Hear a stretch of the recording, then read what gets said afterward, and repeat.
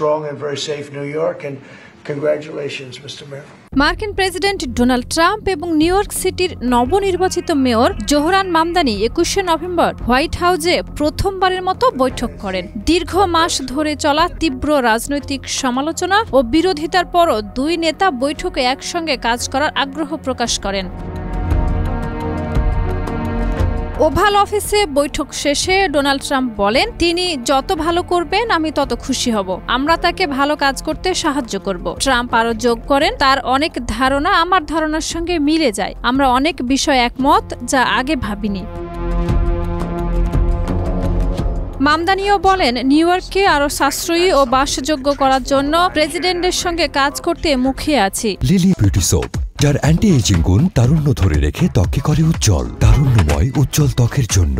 Remark, তিনি ১ জানুয়ারি থেকে শহরের মেয়রের দায়িত্ব নেবেন। এর আগে ট্রাম্প নির্বাচনী প্রচারণার সময় মামদানিকে গ্রেপ্তার বা দেশ থেকে তাড়ানোর হুমকি দিয়েছিলেন। মামদানিও ট্রাম্পকে স্বৈরশাসকের মতো আচরণ করার অভিযোগ তুলেছিলেন। ট্রাম্প বারবার তাকে কমিউনিস্ট বলে আক্রমণ করতেন।